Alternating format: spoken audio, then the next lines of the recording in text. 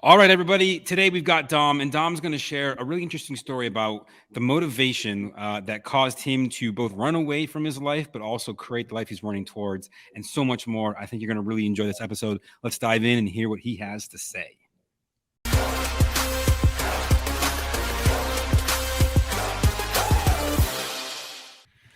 What's up, everybody? Welcome to another great episode of the GOOYOW Now Show. This is Bob McIntosh, and today I'm joined by Dom. And it's funny, I know like 6 Doms, 4 of all which all lived in Seattle. Some of them do, some of them still don't. But Dom and I met at a mastermind, and I'm actually really excited to have him on. I've been following. I don't know, man. It's been what, couple years, 3 years, maybe. I don't know exactly how long. A couple years, I think 2019, 2020-ish.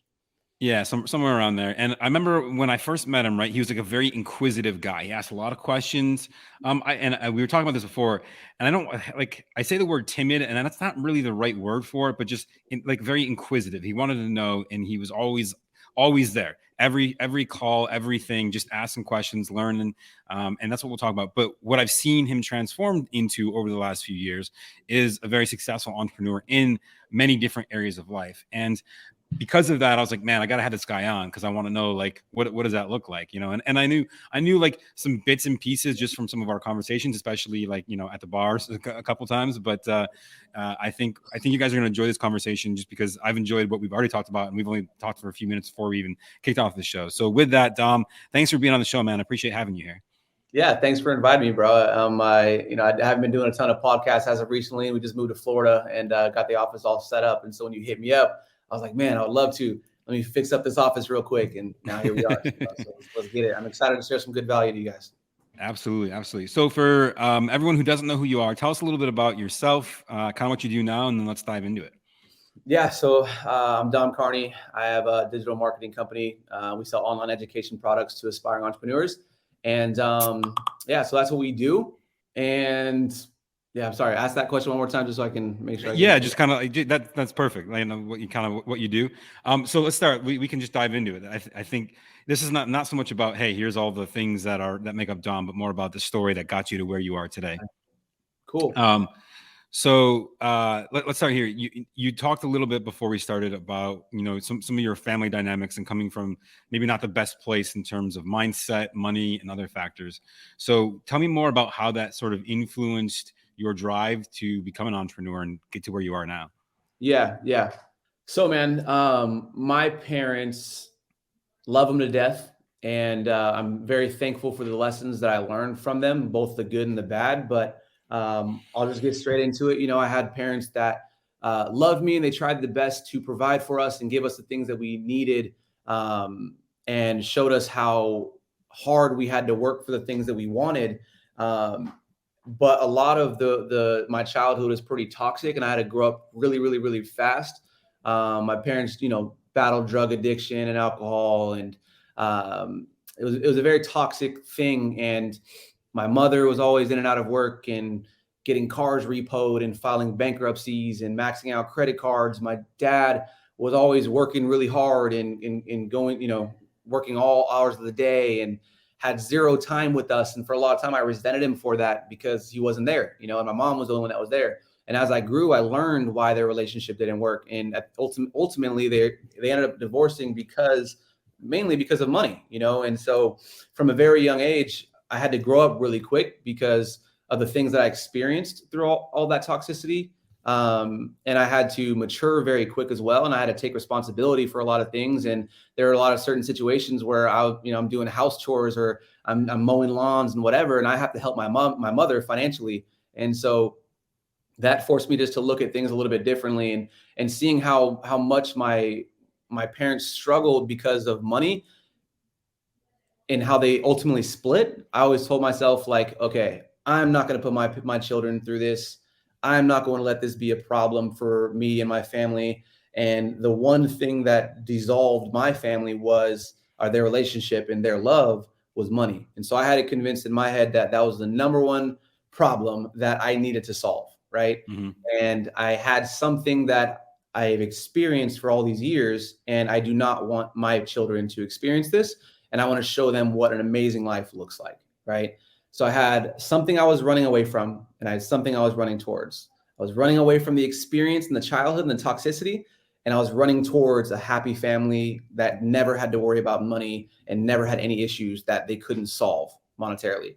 Right. And so this forced me to come home from school and go out and mow lawns or go sell things around the corner, go do lemonade stands, whatever I could to make an extra buck, right? Go to the evictions in my neighborhood and find stuff that I can resell online, right? Just any way that I can create an extra dollar. And I remember when I was mowing a lawn, my dad came outside one time with a camcorder and looked out there and was like, he was like, look at my little entrepreneur, right? And when he said that, I overheard him.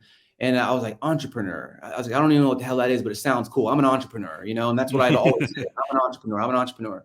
And I just fell in love with money. I just fell in love with creating it. I was always online. How do I turn $1 into 2? How do I turn 2 into 3? So on and so forth. I would save up all of my money and go to the store, get it in ones and roll it up and just like look at it and just stare at it. Cause like, I was like, this is going to be the solution to all of our problems. Right. And yeah, so that, you know, that experience early on just always pushed me down to finding out ways to turn $1 into 2, how to learn something, master it, and then see a result. Right. And before I get too far into like the business stuff, am I hitting on some good points for you? Is there anything else you want to dive into? No, well, so yeah, okay. So what do you, I have a question and maybe go more introspective here. A lot of times you see people who have high fiscal drivers, right? So they're saying, hey, money is the solution to what I need. And they go down a very negative path. They go down, you know, robbing banks. They go down selling drugs because it's quick and easy money. They go down that path.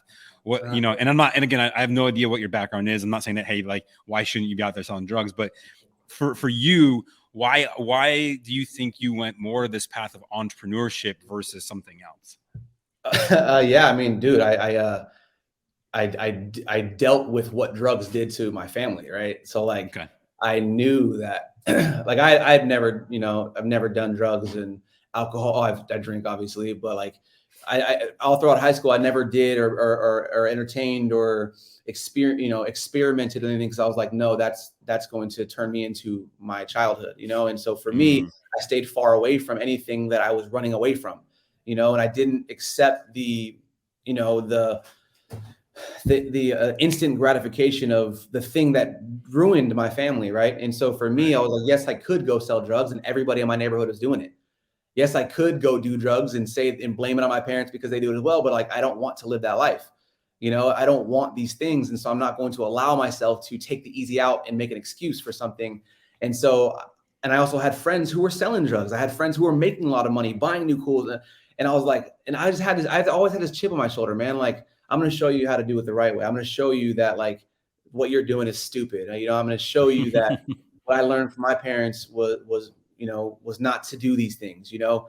And I just always had that chip on shoulder. Someone's doubting me. Someone doesn't believe in me. And I never had anyone that was there that was willing to give me this tools and the secrets to success. And I heard someone say early on, there was like, you know, you can't expect anything from anybody in life. And you gotta, if you want something, you have to get up and take it, because no one's going to hand it to you. Right. And when I heard that, it kind of gave me a little bit of like fear. I was very young when I heard this, like, I don't know, 16, 17. And it gave me a little fear, because like, oh shit, like I really am alone. Like, we have parents, we have brothers, we have sisters, whatever, cousins, family, friends, mentors, whatever. But at the end of the day, no one's going to do shit for you. Can I cuss on here? Yeah, that's fine. You get okay. Like, no one's going to do a damn thing for you. Right. And so that scared me. And I was like, okay, I got to wake up. And so once I seen the severity of that and how my life really depends on me and nobody else, I stopped making excuses. I stopped blaming things on luck, right? I started looking at things for what they were. And I was like, you're running away from something and you're running towards something, right? You're going to struggle. You're going to be challenged. You're going to face failures. But how bad do you want what you're running towards? And how much do you want to get away from what you're running away from? Yeah. If the answer is like extremely bad, then you have no excuse. There is no, but okay, I'll give it time, or maybe I'll take this shortcut, or what. Like, there is none of that. If you're willing to do those things, then you just don't want it bad enough. And I just really, really, really, really wanted it. Right. So I didn't leave myself any room to make any excuses like that or fall into any bad habits. And I took the lessons that I learned, and I took the right things and the wrong things, and I just always choose the right path. And I used people's doubt against me, and the chip on my shoulder of thinking that everyone was doubting me and no one was on my side to prove them wrong. And I was like, all right, I got you. So do you still feel that way now with what you've achieved? Like, do you still see yourself like, hey, there's more for me to go? Or like, do you now sit there and say, look, I've achieved way more than I ever thought possible, maybe when you started, especially if you're like mowing lawns and things like that. And is that still a driver for you to move forward? And if Yeah. so, how do you maintain that? Or has it just been always that way for you? Yeah, man. This kind of goes back to what you said about some people choose the wrong path, and also I looked at money as like the end all be all, like motivate, like that is like the shiny, like that is the thing. That's the thing that's going to solve everything. And a lot of people go down the wrong path as well, because money can't bring you happiness, right? So I don't want things to get mixed up and people think that like money is all I care about, because it's really health, wealth, relationships is the main thing I care about. But without money, like health, wealth, and relationships is a lot difficult to achieve, right? And so, my opinion, at least, and people can go off the wrong path. And the way that I looked at it was, I was already on the wrong path. I was already on the wrong path, and I want to get away from the wrong path. So, what is the right path? And where do I go? And who do I meet? Who do I connect with? Like, who do I learn from? And you said something in the beginning. You said I was a very inquisitive guy. I was always asking a lot of questions, right? Mm-hmm. Yep. And that right there is the key. I think that is the key to my success, not the crave for money, not the things I'm running away from, which were definitely key factors. But the key to my success is just asking questions, always, right? Always asking questions and always being inquisitive, because in pursuing the right path. I was on the wrong path. Where I was going wasn't where I wanted to be. And so that lets me asking questions and seeing what the right path was, and never choosing the wrong path, right? Never choosing drugs over whatever, never choosing money over happiness and relationships, health and wealth, right? And always trying to find, I would always ask, like, okay, cool, that's one direction, that's another direction. What's the cost of this direction, and what's the cost of this direction? If I sell drugs, what's the cost? What's the risk? Okay, I don't want to do that. If I go create this business, what's the cost? What's the risk? Not as much. Okay, cool. Let me go do that. And as I reached higher levels of success, I started asking the same questions to very wealthy people or successful people, or listen to podcasts or YouTube videos or whatever. And I would always find that very, very successful people, like, they weren't maintaining relationships. They were getting divorced. They had all the money in the world, and they've like reached their version of success, and they're committing suicide. Right. And so I've just been aware of those things. And so for that reason, money is extremely important. But as I grew, I started realizing how, okay, cool, money is the tool that's going to get me to where I want to go. It's not going to bring me the fulfillment. And I just continue to ask questions to learn and understand more, so I can process that stuff and be aware. That way, when I hit those levels of success, I knew that, okay, cool, success is a moving target. It's always evolving. It's always changing. Nothing is ever like, this is it. I have maximum fulfillment. I have many zeros in the bank. I have whatever. It's literally like, that's just one thing. And then it's always a moving target. You're always going to want something else. And it's not a matter of like, when are you going to reach that destination? It's just falling in love with the journey and loving the entire process, the wins, the losses, all that stuff. And that, to me, is success. And people reach that at different parts in their life, right? I think that people reach that earlier on with the 9 to 5. Some people do. They're making the money they want. They have the time they want. They have a job that's impacting. They're stimulated, and they reach that earlier on. I could never find that with a 9 to 5, right? So I pursued business and entrepreneurship, and now I'm finding it, right? And some people, it takes them longer to achieve that, But I think that if they're distracted and they think that money is going to solve all their problems, or if they think that there's this one thing that once this happens, I'll be happy. I think those are the people that fall down the tracks of, like, once they reach it, now they're depressed. Now they're, in a certain situation. And I've just always been aware of those things. And like, I don't want that to happen. And I'm running away from so much that I just want to make sure every decision that I make is as perfect as it can be. So I ask so many questions and just educate myself on the directions. And I just choose what I feel is the right path, and not the shortcut or the wrong path. Oh, I love it. I love it. It's funny. One of the things, I did an internship in college, and the The company that hired me, it's like a Fortune 500 company, and my manager had to fill out this little form afterwards for the school saying, how I did.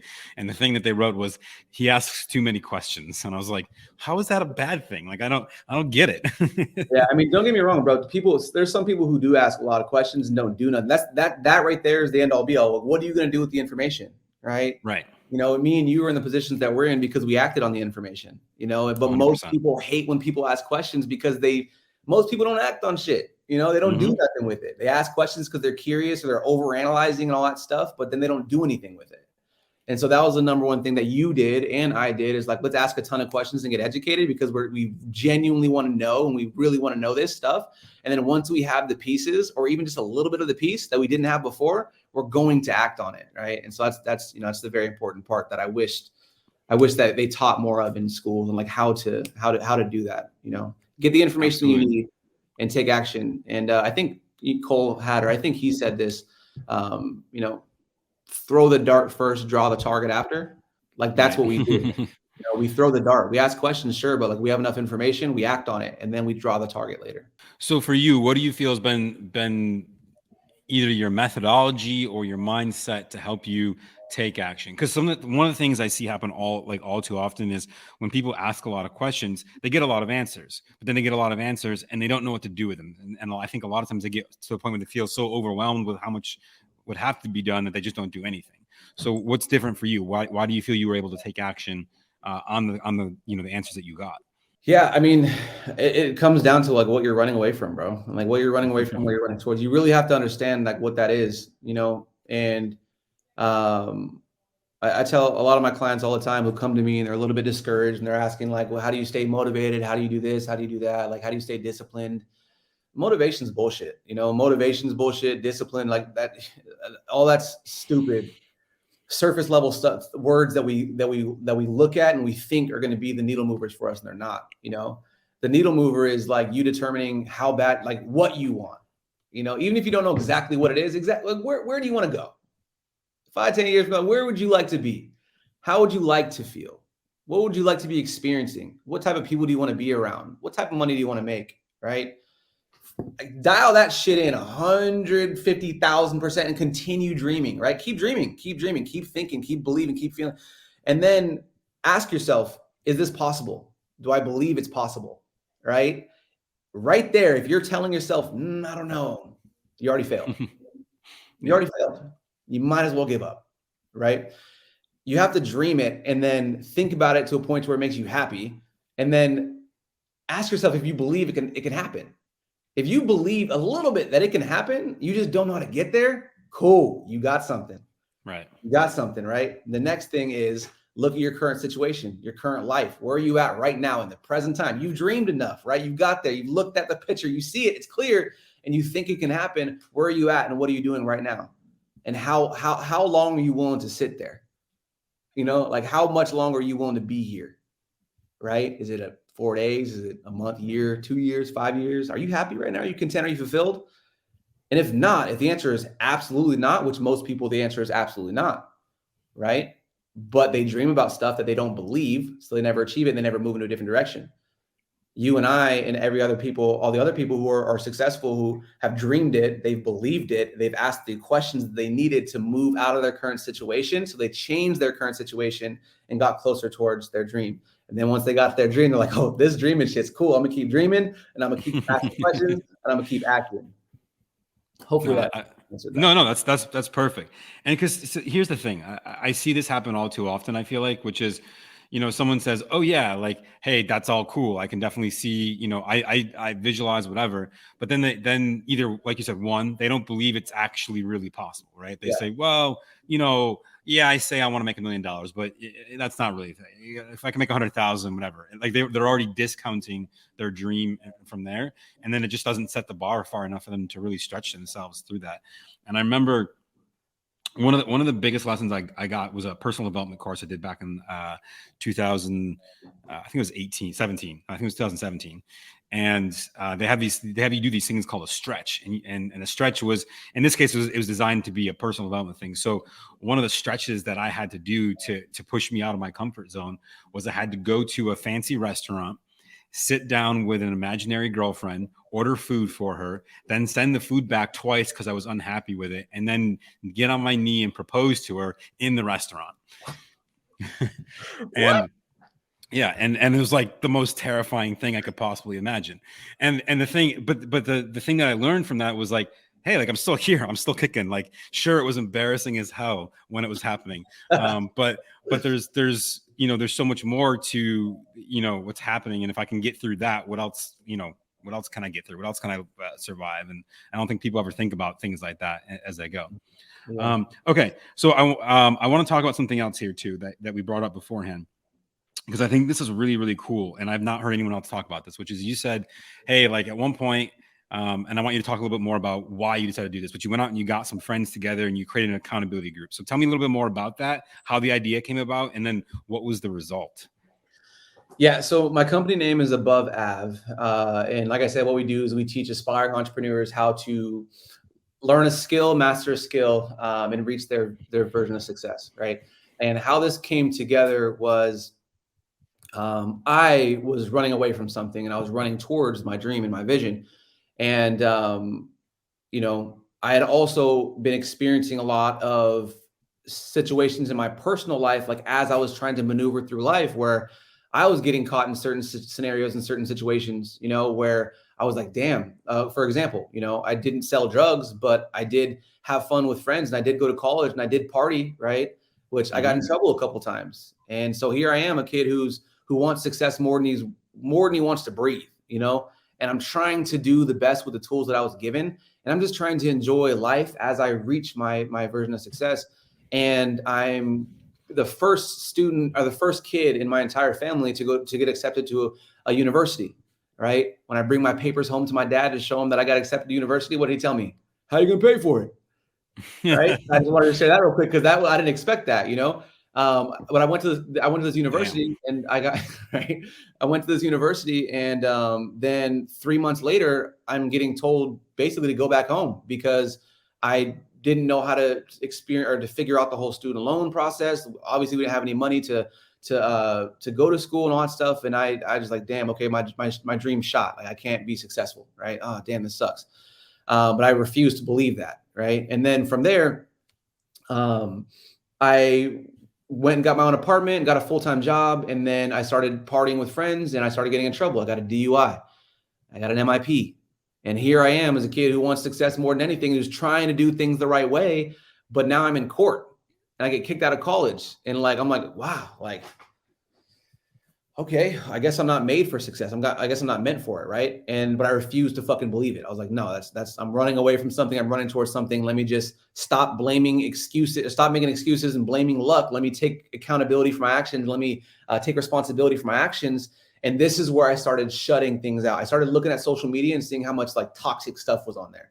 People were just like, you know, whatever, like, and I started seeing what friends I was dealing with who didn't really have dreams for themselves or didn't really, you know, so I started recognizing this and I was like, wow, okay, I got to stop hanging out with this person. I got to stop hanging out with this person. I got to unfollow that person because whenever I look at their stuff, I just feel different. I don't like the way I feel.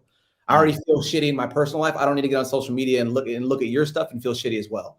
I don't need to go to this person's house and hang out with this person and feel shitty because he hangs out with us. So I started cutting people off. I started deleting everybody from social media that didn't inspire me, motivate me, and bring me to a positive place. And then I just locked myself in my house. I didn't go outside. I didn't focus on no. I didn't text nobody else that wasn't like really personally trying to keep up with me. I just really focused on myself, right? And I took responsibility for my decisions. I held myself accountable, and I made sure that I stopped making the stupid decisions that was leading to me not reaching my success, partying and going out and getting in trouble and whatever, and all this stuff. I just stopped making those decisions. And I decided to lock myself in my room and learn personal development, finance, credit, how to budget and all that stuff, right? How to save money, how to turn $1 into $2, and how to learn a skill that's going to pay me, And so through this, a few years later, I started seeing some good success, dude. Like I was like, whoa, this is really cool, And I started seeing success, and I've always been the type of person that documents my journey. So I always share it on social media because a big thing of me is I have that chip on my shoulder. I want to show the younger Dom that this shit is possible. And I'm going to share my trials and tribulations with you and the world, and hope that there's another younger Dom out there watching it, getting inspired by it, and choosing to make the right decisions, right? And so I'm seeing success and I'm doing my thing. I'm documenting it on social media. And people start asking me questions. They're asking me for help and like asking this and like telling me how inspirational it is. And like, that was very motivating to me. That was very fulfilling to me.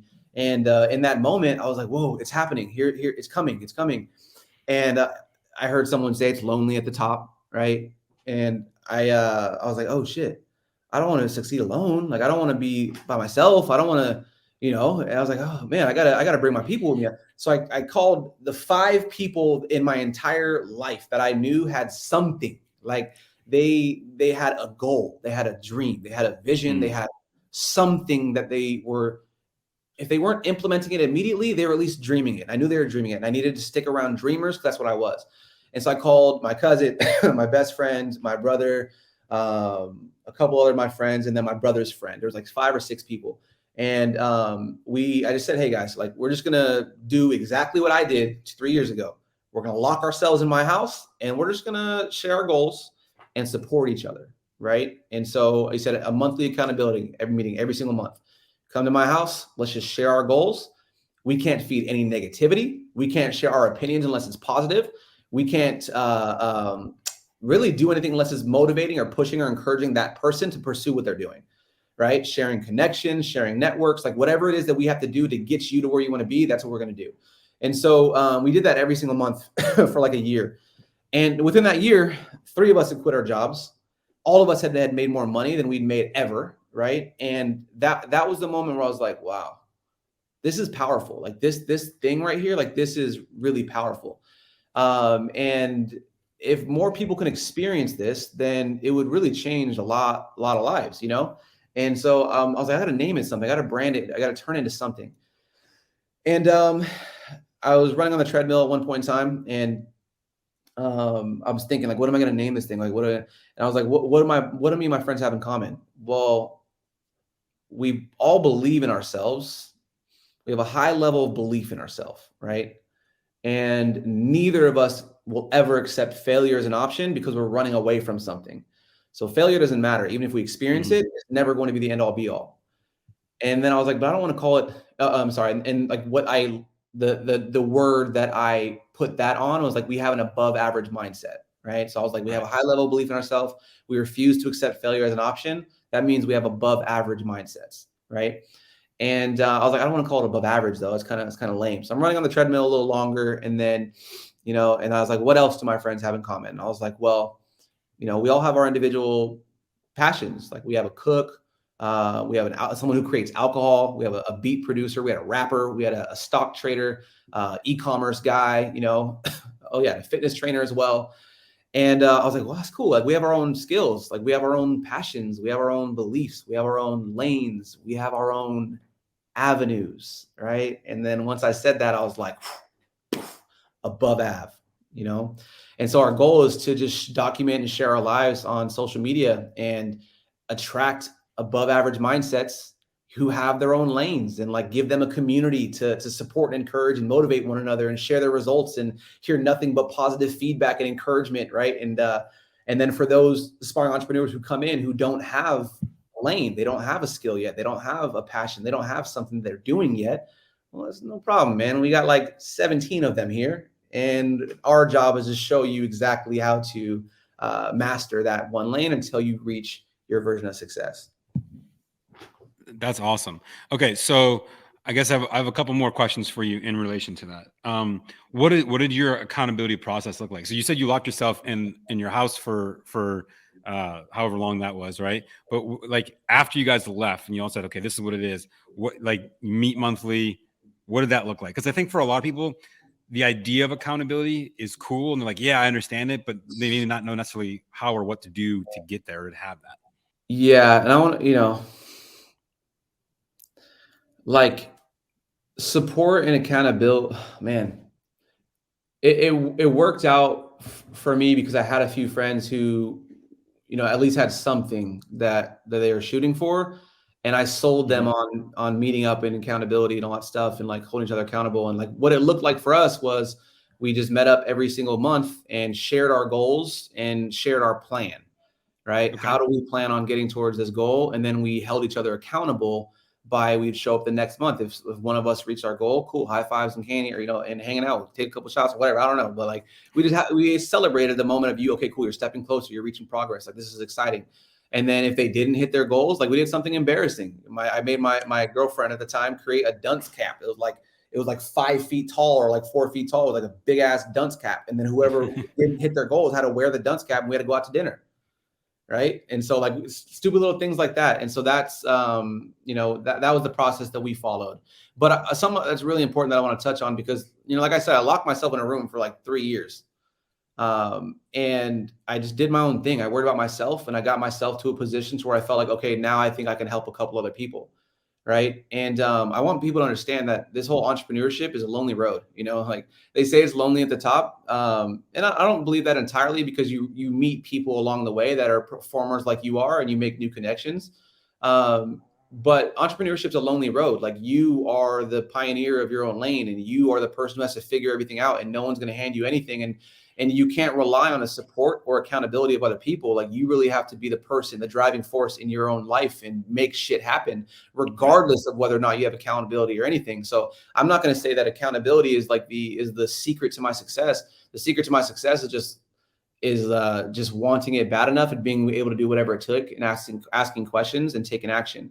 The accountability group helped, and that was our process. Right. And so if you have 2 or 3 people who you can get in a room with and collaborate and share ideas with and hear nothing but positive feedback, if you have the ability to cut off all this distraction from the below average environment that you live in, that we all live in, that we all come from, if you're able to cut off the distraction and the negativity and the toxicity that comes from it and focus only on what you want to focus on, that will get you to where you want to be, like that's the key, and you don't need tons of people with you. You don't need a group. All you need is yourself and your ability to just take action and ask questions and continue doing what you have to do. And so, yeah, that was a little bit of a tangent, but I just wanted to make sure it's perfect. Yeah. Look, I don't think there's any one thing, right? There's never, ever going to be, because if there was one thing, everyone would say, do the one thing and you'd be there. Right.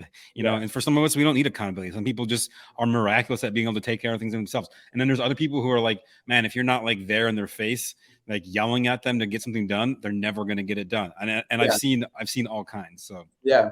And another thing I'll touch on real quick on that is because like the accountability group that I had, it was great for what I needed in that moment. I grew from a point to where, okay, cool. Like I'm reaching levels of success on my own. And then out of my good heart and like wanting to bring everyone with me, I said, okay, cool. Let's come together and hold each other accountable. But that was more so for them. Like, I want you guys to come succeed with me. Like, it wasn't necessarily for me. And it got to a point to where like I was continuing to go. I was on a jet plane, right? I'm just fucking going. And then there's people who can't hang on to the turbulence of that jet plane and they start falling to the back of the jet, and then us as good-hearted people that want everyone to win and succeed, we get out of our seat and we come pull them back up, right? And they're damn near falling out the plane and shit. Like they're damn near falling when you're trying to pull them back in, and sometimes you'll fall out that plane too. And so we grew to a point where yes, the accountability group helped me, but what was really going to help me was me just focusing on doing me and letting everybody else do them. And so it came to a point to where I outgrew my accountability group and I had to find a higher level of influence. And that is really where I met you, Bob, where I started getting into networking events and masterminds and stuff like that. And now you're meeting higher people who operate at a much higher level and you're seeing like, whoa, like this is cool. And so every single year I audit my circle. I see who is a high performer, who is not. And like, I'm not rude to nobody. I don't like say you're worthless, so you don't deserve my time. I love them from afar, but I just focus on doing me. And then as I grow and as I evolve, I continue to audit my circle and I say, okay, sweet. Like, how can I help this person? How can I help this person? How can I provide value to you? And then I just do that and we exchange value and we continue to grow. And as soon as I outgrow that circle, I keep them, right? They're my homies. I love them. And then I look for a higher circle of influence. Right? So I continuously do that year after year after year.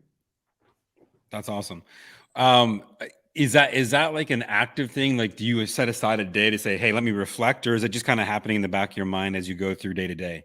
It's once I start feeling like it's once you feel like you're no longer dumbest person in the room. You know, like once you start feeling like you're the smartest person in the room and everyone's asking you for help or asking you for advice or asking you for value, that's where you really got to think about where you're at, because, you know, you are a product of your environment. You are some of the five people you hang around most. And if you have to be the dumbest person in the room. You have to be learning and getting that value from other people. And sure, it's great to provide value, and it feels really good when people ask you questions, but a lot of people can get stuck in that for years. And you really have to understand that that's not a healthy place for you to be. And so that's what for me, that's what I know. I got to kind of make a shift and shift into a different gear and find something else to get into, is when I start feeling like everyone's asking me for help, or I'm no longer the dumbest person in the room. Yeah, I totally get it. I remember it was like 6 years ago or so. I was like, man, I'm real comfortable. And then also I was like, oh shit, I'm comfortable. Hold on, something's not right. Like you gotta like you train yourself that when you find comfort, that should be uncomforting, because that's not a good place to be. That's a From a very growth good standpoint. That is a very good point. Yeah, you get comfortable and you don't realize it at first because it feels good. So you kind of bask in it for a little while. And then you also realize, oh shit, like I'm not doing some of the things that I used to do to get me here. And then if you don't recognize that fast enough, then yeah, you can fall down that rabbit hole. Yeah, and that happens. I want to touch on one more thing. If we just, I think we got a couple more minutes here. So what did that process of locking yourself in your house, like I know you said, hey, I went and I learned. Tell me more about that process. Because I think that's like, I share a similar story, but I want to hear from you more about what yours looked like and how that worked. Because I think for a lot of folks, they've never thought about going to that level of closing off to grow. Yeah. Let's see here. For me, I noticed that one, no one was going to hand me anything. Two, majority of the people that were in my life at the moment were just a distraction and deterring me away from like what I really needed to do. Three, I recognized that partying and going out on the weekends and celebrating when you don't got shit to celebrate for yet, right? And like stuff like that is just a temporary fix to a much bigger issue. It's a Band-Aid to a much bigger issue. And I realized that, you know, the only thing that's going to get me to where I want to go is if I just really give myself the time. You know, if I just invest into myself and give myself the time. And I had a 9-to-5 job, you know, and so the only hours where I had to work on myself was from 5 to 9, you know, and that's where people are either resting, sleeping, watching TV, Netflix, playing games, whatever, because they're relaxing, they're taking a break, they are relieving themselves of like the bullshit they dealt with at work. And for me, I was like, that is like literally the time that I don't care how uncomfortable I am. I don't care how tired I am. Like that's the time I have to do it, you know? And so I looked at that and seen how that time was so small and like my energy was so low at those late hours. And I was like, what else can I do to give myself a little bit more of that edge? I was like, well, I can stop going out every weekend. I can stop taking a weekend for like looking at the weekend as my moment to relax. You know, when I have spare moments in my day, or maybe if I have a job that gives me the ability to learn stuff on my phone, because I worked at AT&T at a point in time, and I was able to still like consume information. Maybe I'll use that time to also get ahead, right? And so I instead of it enjoying the freedom the free moments that I did have, I just locked myself into the thought of like, this is extra time where I can be stepping closer to my goal.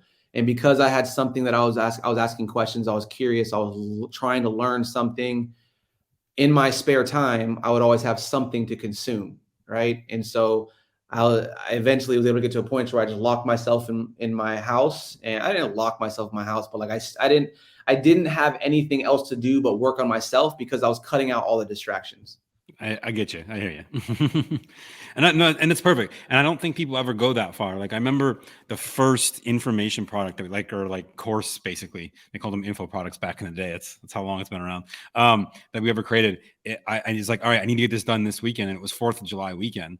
I remember thinking to myself, man, like it's beautiful outside, you know, I literally locked myself in my apartment for the entire weekend, except for 2 hours. I went to a friend's barbecue, had some food, I had like one drink and then I came back home.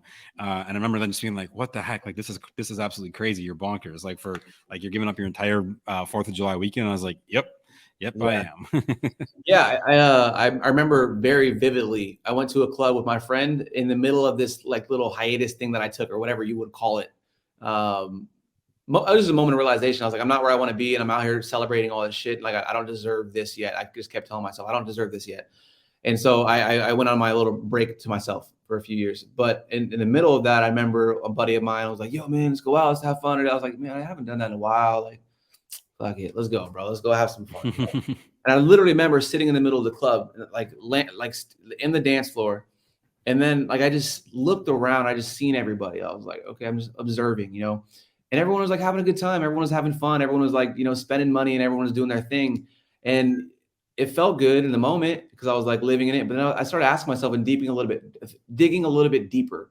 And I was like, this is cool. I don't experience this as often because I hadn't in a year and some change at that point. I was like, this is cool. But I was like, I'm not where I want to be yet. Like, I wonder what these people are celebrating, you know? And I was like, every time I went out, I would ask that, like, what are they celebrating? I wouldn't ask them because obviously they're just enjoying their weekend. I could see like walking up to the club. Excuse me, I see you're dancing, but I got a question. Yeah. And of course, the thing would be like, I'm just living life, having fun. That's great, but when I go home tomorrow, or when I go to work tomorrow, I'm bitching about going to work. I'm complaining about how much money I don't have. Right. I'm feeling the pressure of living paycheck to paycheck. Yet I'm celebrating something every single weekend.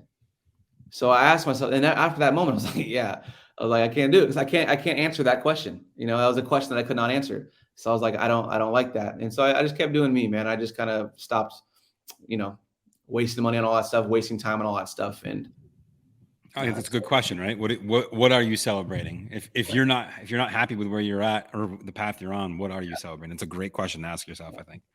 I will say though, on my 30th birthday, we hit a huge milestone in the business. I reached a certain success that I've been working towards for so long. And, you know, I definitely went out and had a lot of fun, right? But you knew what you were celebrating. You had said, Exactly. hey, this is like, I know why I'm doing this. And it's because I've reached this thing that I worked for. Yeah. It's perfect. Awesome, man. Well, thanks for sharing. I think this has been awesome. And I love some of what you've gone through because I think there's a lot of people out there listening and or watching that are going to resonate with a similar story or have experienced similar things. So thank you for sharing, man. Truly appreciate it. Man, no doubt. Like I said, bro, I love doing this stuff. I love just sharing the story, sharing the vision, painting the picture. And like I said, I'm just hoping, whether it's a boy or a girl, there is a younger Dom out there. And what that means is a kid or a grown person who wants more, who wants to be more, who wants to do more. They just don't know how to get there. Don't know. And they wish somebody was just giving them the value, sharing the life, showing them what's possible, sharing the education, whatever, and using it as inspiration so that way they can see it, understand that it's real, begin to believe their dreams are actually achievable, and use that to go out there and take action. So hopefully at the very least, all this did is to show that things are possible. As long as you have the right mindset, the ability to ask questions, and the ability to act when you ask questions and take action. If you're running away from something and running towards something, that's a perfect ingredient for success. And so just take that and run with it and make shit happen. It's awesome. And so where can people check you out or follow you or contact you if they want? Yeah, I'll just go to my IG, Dom Carney, at DOMCARNEY. That's the number one place I'll go. Perfect. Awesome, man. Well, thanks for being on. Appreciate it. For all of you watching and or listening, as always, I thank you for your time. It's the most valuable thing that you can give to me. And, truly hope that you took away something that's going to help you get out of your own way from today's show. As always, one simple price to pay is share this with a friend, a family member, a colleague, someone you know, a neighbor, whoever. There's someone that you know out there that needs to hear what this gentleman had to share today. And it's your moral responsibility, I think, to share it, to help them improve their life, and to help this Dom find another little Dom that needs to hear what he had to share today. So, and of course, one of the other things that you can do to help this podcast get out there further is like, rate, review, drop a 5-star, click the buttons, subscribe to things, do all this stuff. There's like 9 million things you can be doing. Just do all of them, whichever ones that are there, do them. Appreciate you as always, and we'll see you guys again on another episode next week. Thanks so much, guys. Bye. Peace, everybody.